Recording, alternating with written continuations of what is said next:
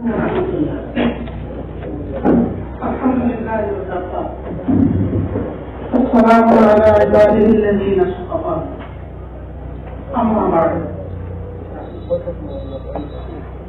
أعوذ بالله من الشيطان الرجيم بسم الله الرحمن الرحيم اقرأ باسم ربك الذي خلق خلق الإنسان من علق صدق الله العظيم আজকে মাহফিল মসজিদে উন্মোচনী অনুষ্ঠানে স্নেহাস্ত সভাপতি উপস্থিত বিশিষ্ট শিক্ষাবিদ এবং জাতি গণিতবৃন্দ এবং এই অনুষ্ঠানের আয়োজকবৃন্দ সবার প্রতি আমার শ্রদ্ধা এবং ভালোবাসা জানিয়ে সংক্ষিপ্তভাবে আলোচনা করতে চাই।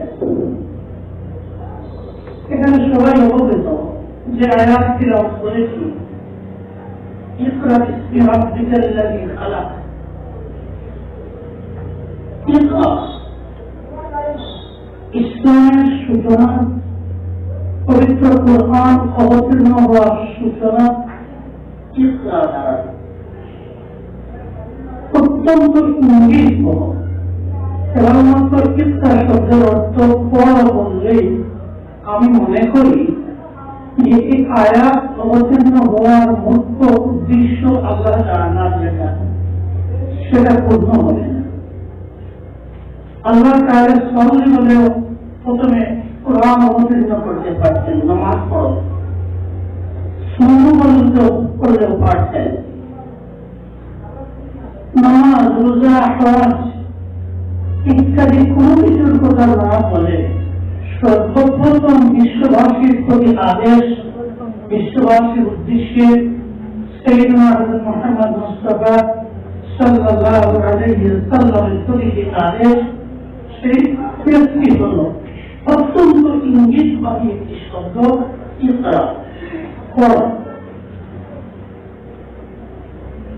সেই পড়ার মধ্যে যদিও পরবর্তী আয়াতে আছে ইকরা বিসমি রাব্বিকাল লাযী খালাক খালাকাল বিসমি রাব্বিকাল লাযী খালাক, আল্লাহর নাম স্মরণ করে পড়ো, কিন্তু সেই পড়া কেবলমাত্র ইবাদত সংক্রান্ত পড়া বলে নির্দিষ্ট করা হয়। জ্ঞান অর্জন করা, সেই জ্ঞানে আগে আলোচনা করেছেন আমাদের অত্যন্ত স্নেহাস্পদ এবং পরামর্শকের পক্ষে গৌরব মিজানুর রহমান, আমরা ভালো কাজ করার কারণে করতে চাই। মোহাম্মদ মিজানুর রহমান গৌরব ইউনিভার্সিটির আরবি বিভাগের এই ছবি তার সূত্র ধরেই বলব, এই ইকরা জ্ঞান অর্জন করা, এই জ্ঞানকে বিভক্ত করা হয়নি। ইবাদত, উপাসনা এবং আমরা যেভাবে আজকে মানব শিক্ষা বা ইসলামী শিক্ষা এবং জাগতিক শিক্ষা দুই বিভাগ করেছি, জাগতিক কোন শিক্ষাটি ইসলামের অন্তর্ভুক্ত নয় আমি বুঝতে পারি না।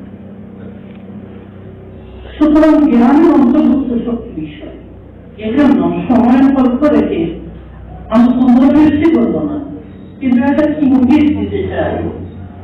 রাসূলুল্লাহ সাল্লাল্লাহু আলাইহি ওয়াসাল্লাম যেটা উপলব্ধি করেছিলেন যে জ্ঞান পৃথিবীর যে কোনো প্রয়োজনীয় জ্ঞান, সেটা ধর্মীয় বিষয়ে হোক, ইবাদত হোক, মুআমালাত হোক, আখলাক বা চারিত্রিক বিষয়ে জ্ঞান হোক, আধ্যাত্মিক জ্ঞান হোক এবং রাজনৈতিক জ্ঞান হোক, প্রশাসনিক জ্ঞান হোক, সবটাই আমাদের জন্য প্রয়োজন। আরেকটি কথা, আরেকটি হাদিস সাংঘাতিক ইঙ্গিতবাহী হাদিস বদরের যুদ্ধে যে 70 জন মক্কাবাসী লোক বন্দী হয়েছিলেন মুসলমানদের হাতে, তাদের মুক্তির জন্য যে চুক্তি হয়েছিল সেই চুক্তি মতে যারা প্রশিক্ষিত ছিলেন তাদের জন্য একটা নির্দিষ্ট পরিমাণ টাকা নির্দিষ্ট হয়েছিল। এত হাজার বা এত লক্ষ টাকা দিলে একজন বন্দীকে মুক্তি করা হবে। কিন্তু কিন্তু আর মুসলিম সমাজ কিন্তু যারা শিক্ষিত ছিলেন তাদের জন্য চুক্তি ছিল যে এদের একজনের বিনিময়ে 1 কোটি টাকা দিলেও মুক্তি পাবে না। শিক্ষিত বন্দী মদিনা শরীফের 10 জন মুসলিম যুবক বা যুবতীকে শিক্ষা দান করার পরে মুক্তি করে। এই হাদিস কেবলমাত্র হাদিসের অন্যান্য গ্রন্থে হাদিস পড়িয়ে উস্তাদ বা মুহাদ্দিসিনরা যদি বলেন উর্দু তর্জমা করেন যে জ্ঞান অর্জনের জন্য বলেছেন এটা লক্ষ্য করতে হবে। আরব মক্কা শরীফের বন্দী যারা ছিলেন তাদের কি জ্ঞান ছিল? তারা কি মক্কা শরীফ থেকে যতটুকু কুরআন শরীফ অবতীর্ণ হয়েছে ততটুকু তাদের মুখস্থ ছিল? তাদের কাছে বিন্দু কুরআনি জ্ঞান ছিল না। তাদের কাছে যে জ্ঞানটা ছিল সেই জ্ঞান আমরা যেটাকে জাগতিক জ্ঞান বলে পৃথক করেছি, সেই জাগতিক জ্ঞান ছিল। এবং তাদের বলা হয়েছিল মুসলিম যুবক যুবতীদের ছেলেমেয়েদের তোমরা যে জ্ঞান জানো জাগতিক জ্ঞান, সেই জ্ঞানের শিক্ষিত করার করে বিনা পয়সায় আমাদের রাসূলুল্লাহ সাল্লাল্লাহু আলাইহি ওয়াসাল্লাম অত্যন্ত সফলভাবে আমাদের বুঝাতে চেষ্টা করেছেন যে পৃথিবীর সবকিছুকে জ্ঞান অর্জনের প্রতি ওরা বেশি গুরুত্ব দেবে। সে জ্ঞানের মধ্যে কোন ইসলামী জ্ঞান আর জাগতিক জ্ঞান বলে আমি ইসলামী ইতিহাস সংক্ষেপে কয়েক কিলোমিটার ছেড়ে আমি সংক্ষেপে আলোচনা করতে চাই। এজন্য আমরা দেখি বাগদাদের পূর্ববর্তী ওইটা ছেড়েছিলাম। আমরা দেখি নবীজি সেই হাদিসের পরে নবীজি আল্লাহর পবিত্র কালাম কুরআন শরীফের ওহী যেটা নাযিল হতো সেই ওহীর লেখক হযরত জয়েদ বিন সাবিত।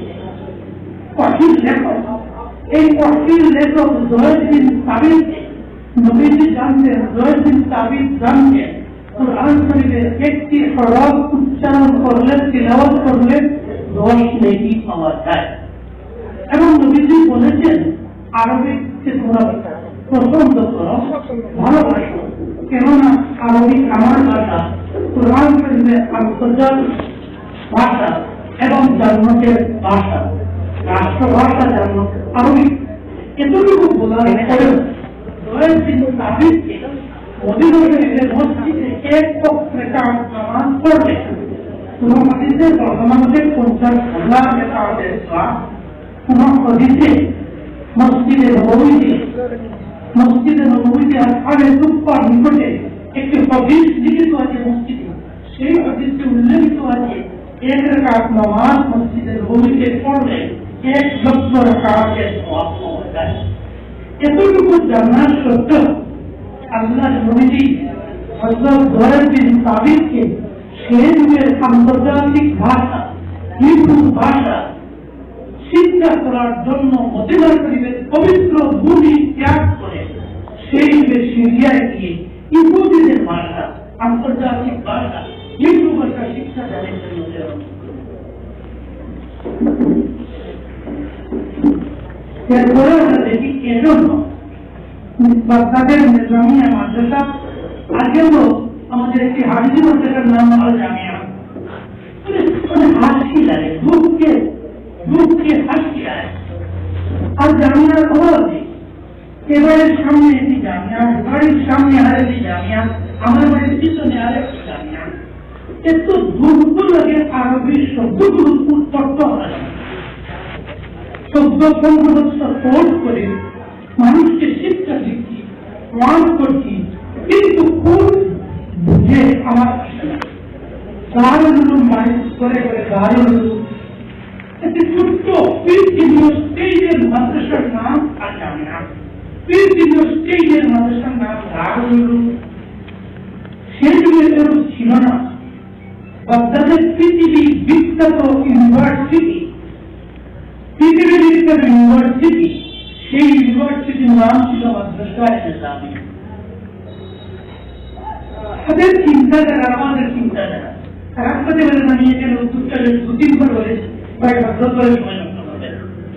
সিম্পল বানাও, সিম্পল জীবন অর্জন করবে তরুণ আমার নিবেদন। আমি দুটি পোস্টার আমার ঘরে রেখেছি, খুব রেখেছি, এডিটোরিয়াল লেখার জন্য সময় পাচ্ছি না। একটা পোস্টারের লক্ষ্য উপাধি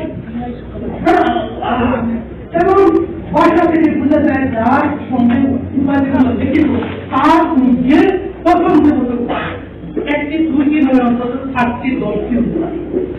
এই প্রতিযোগিতা যেটা শুরু করেছি সেইগুলো ছিল না। জামিয়া বিশ্ববিদ্যালয়, যে বিশ্ববিদ্যালয় সমস্ত পৃথিবীর মুসলমানদের জন্য, মুসলমান, ইহুদি, খ্রিস্টান সবার মধ্যে জ্ঞানের আলো বিতরণ করেছে, সাইন্টিফিক জ্ঞান বিতরণ করেছে, হাদিসের কোরআনের জ্ঞান বিতরণ করেছে। সেটার নাম ছিল মাদ্রাসায়ে নিজামিয়া।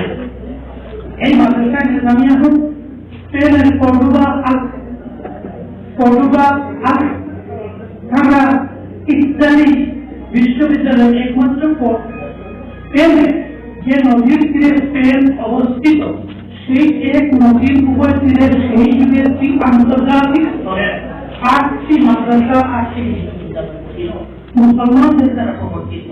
এবং এই মাদ্রাসাগুলোকে মুসলমানরা পরে বড় বড় আলিম, বড় বড় ইমাম হয়েছেন এবং ইহুদি খ্রিস্টানরা পরে তারাও এখান থেকে জ্ঞান অর্জন করে চিকিৎসা বিজ্ঞান, দর্শন ইত্যাদি যত ধরনের জ্ঞান এই মাদ্রাসাগুলো থেকে শিখে অন্ধকার ইউরোপের যখন অক্ষর জ্ঞান ছিল না, সেই অন্ধকার ইউরোপকে আলোচিত করেছে এই মাদ্রাসা। সেই শক্তি মাদ্রাসা নিজামিয়া থেকে কর্ডোবা, গ্রানাডা, আলহামরা ইত্যাদি প্রত্যেকটি মাদ্রাসার শিক্ষার কোন ভেদাভেদ ছিল না। আমি যতটুকু দেখেছি, আমি আরো স্টাডি করার জন্য তরুণ উলামায়ে কেরামদের প্রতি আবেদন জানাবো, সেই মাদ্রাসাগুলোতে যেভাবে কোরআন, হাদিস শিক্ষা লাভ করা হতো, সেভাবে অঙ্কশাস্ত্র, তর্কশাস্ত্র, রসায়ন বিজ্ঞান ইত্যাদি বিজ্ঞানের বিভিন্ন শাখা কেবলমাত্র শিক্ষা দেওয়া হতো না, নতুন নতুন শাখা উদ্বোধন হয়েছিল এই সমস্ত ইউনিভার্সিটি। এবং সেই জ্ঞান প্রকাশের কেবল মুসলমান আজকে ওয়ার্ডে বলি, আমি অনেকখানে বলি কেবল বিরাদরণে ইল্লাহ, বিরাদরণে ইসলাম লিখতেন না, সমস্ত মানুষ জাতিকে আহ্বান।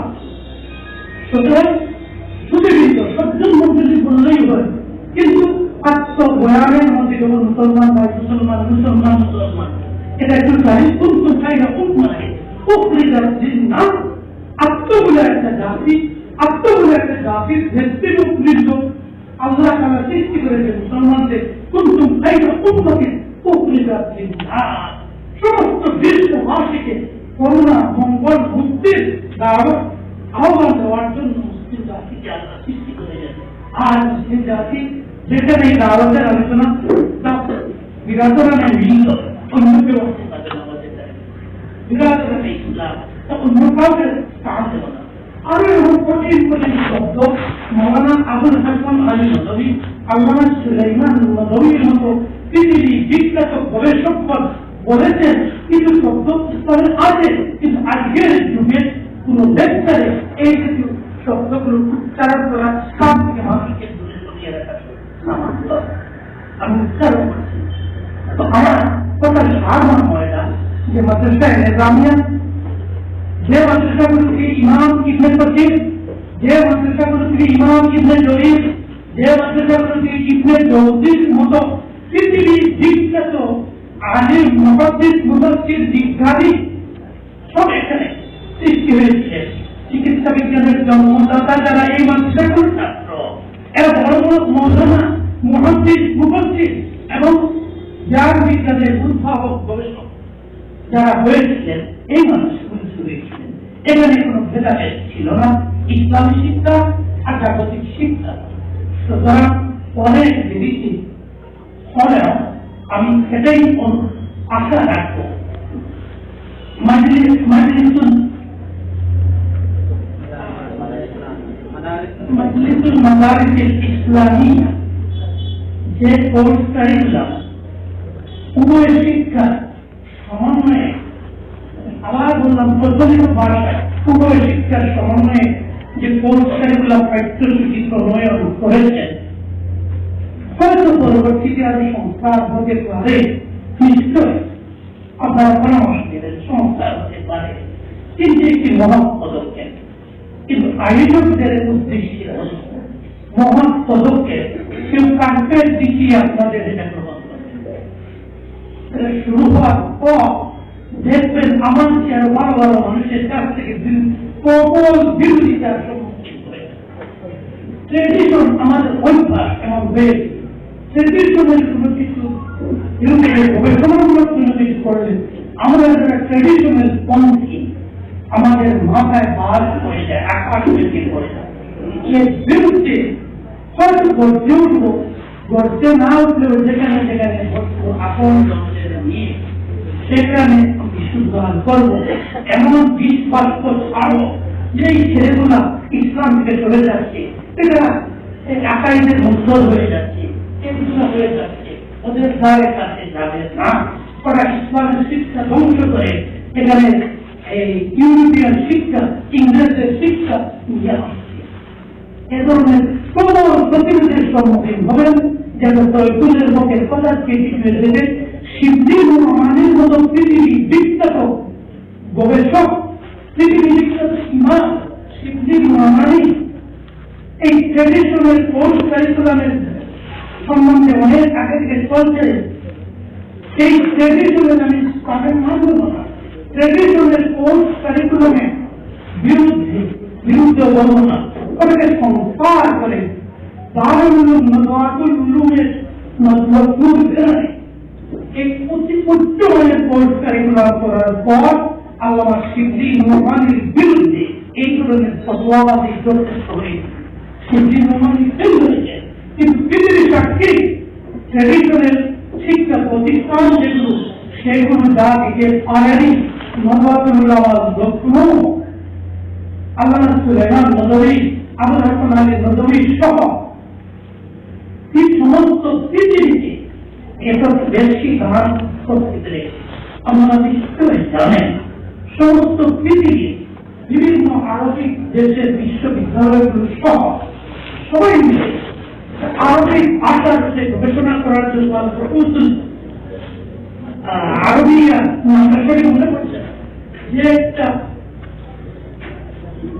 প্রতিষ্ঠা গড়ে তুলেছিলেন, যেখানে আরবের বিভিন্ন দেশ, মুসলিম বিশ্বের আল-আজহার, মিশরের Al-Azhar, Medina university, Faisal university, Ummul university, প্রত্যেকটি আরবি বিভাগের হেড অফ দি ডিপার্টমেন্ট যেখানে ছিলেন সদস্য, সেখানে এই কমিটির চেয়ারম্যান করা হয়েছিল ভারতবর্ষের সুসংস্থান আবুল হাসান আলী নদভীকে, এবং সেক্রেটারি করা হয়েছিল প্রথম সেক্রেটারি ছিলেন রাবে হাসান নদভী, পরবর্তীতে প্রথম নদভী।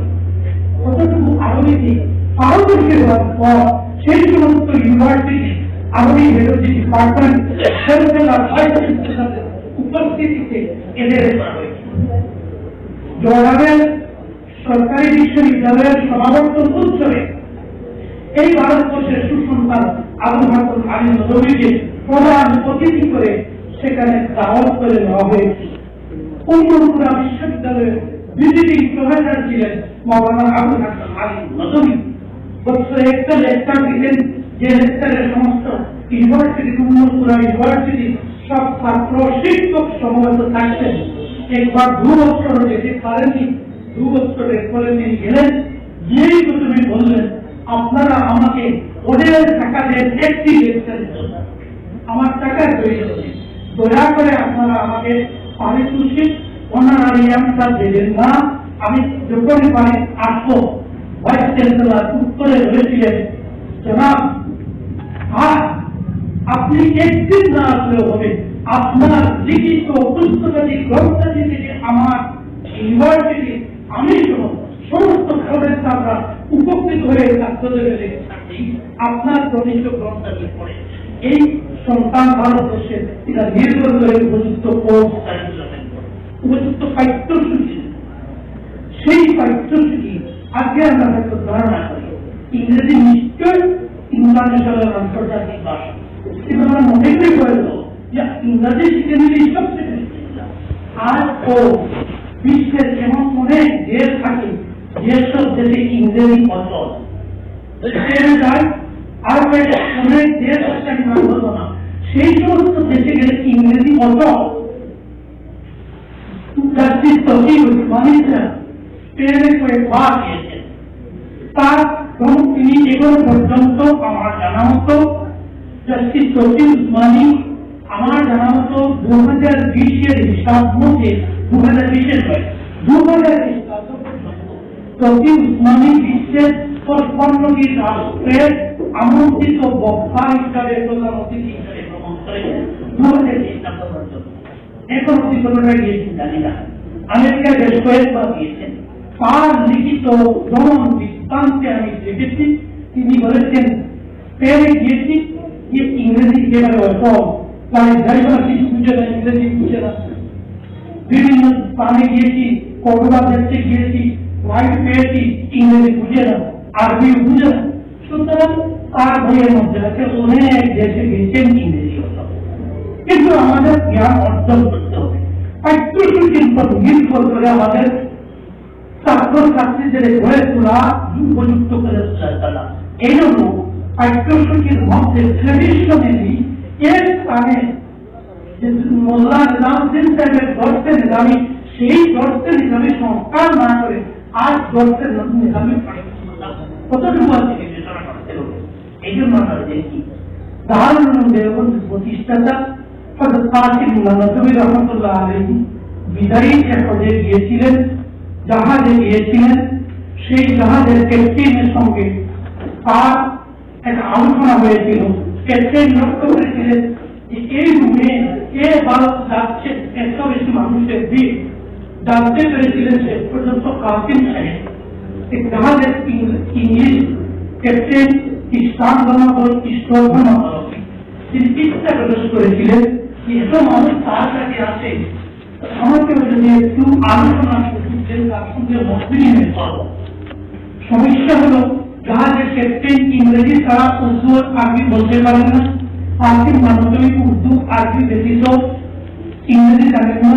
একটু যুবকের সাহায্য আলোচনা চলব, বিভিন্ন প্রশ্ন দিয়ে করলেন, আর্থিক মানবিক লক্ষ্য করলেন যদি আমি ইংরেজি জানতাম এবং ডাইরেক্ট যদি আমি তার সঙ্গে ইমানের দাওয়াত দিতাম, হয়তো লোকটা তার বডি ল্যাঙ্গুয়েজ থেকে তিনি লিখছেন যে আমার বিশ্বাস হয়েছে, আমি ডাইরেক্ট কথা বলে হয়তো লোকটা ইমানই দিয়ে আসে। তখন তিনি ওই জাহাজে সংকল্প করে তার সঙ্গে কয়েকজনকে বলেছিলেন এবারে বয়স থেকে ফেরা আসার পর আমি সর্বাগ্রে ইংরেজি ভাষা আয়ত্ত করার জন্য চেষ্টা করব। কিন্তু ভাগ্যে বলেনি সব থেকে যেন সবার পৃথিবীর পরটা ইন্তেকাল হয়ে গেছে। যাই হোক, কথাগুলো আমি একটু আলোচনার উদ্দেশ্য এই যে পাঠ্যসূচি যারা প্রস্তুত করেছে ক্লাস 10 অবধি, আর আমার মধ্যে একটা ক্ষুদ্র চিন্তার সামান্য মানুষের বেশ কয়েক বৎসরের একটা চিন্তা করা স্বপ্ন দেখতাম। এটা একটা হাসলে আমি মনে মনে গল্প করতাম, এখানে একটা প্রতিষ্ঠান করেছি, এখানে ক্লাস 10, 12 পরীক্ষা দেওয়ার পর তাদের দরজা দুটি দরজা খোলা থাকবে, মাদ্রাসা নিজামিয়ার মতো। এক দরজা দিয়ে ইচ্ছা করলে সে দৌড়ার হাদিস তফসির করতে যাবে, আরেক দরজা দিয়ে ইচ্ছা করলে সে সাধারণ জ্ঞান অর্জনের জন্য যাবে। যেখানে যাবে এদিকে গেলে উপযুক্ত ডাক্তার, ইঞ্জিনিয়ার, বিজ্ঞানী হবে, সেদিকে গেলে ইমাম ইবনে জৌজি অনুসারী হবে। আল্লাহ মেহরবানি, এখানে যারা উদ্যোক্তা তারা এ ধরনের একটা পাঠ্যসূচি প্রস্তুত করেছেন। পাঠ্যসূচি অত্যন্ত ফলদায়ক এবং তার রেজাল্ট ফলাফল খুব ভালো আসবে, কিন্তু সতর্ক করে বলছি, অভিজ্ঞতা থেকে বলছি নিজের গালিচা দিয়ে গামছা দিয়ে কেউ আপনাদের পুরুষ আমাদের বলে গ্রহণ করবে না, একটু করবে, কিন্তু আমার যে ভালো কিছু মানুষও আপনাদের এটা প্রতিবন্ধকতার যে কোনো ভাবে ভদ্রভাবে সেজে সৃষ্টি করার চেষ্টা করবে। এইসব উত্তরণের শপথ নিয়ে পাল এগিয়ে যান এবং আল্লাহ ভরসা রাখুন। জ্ঞানী গুণীজন যে পরামর্শ নিন, ইনশাআল্লাহ সফল হবে। এই বলে আমার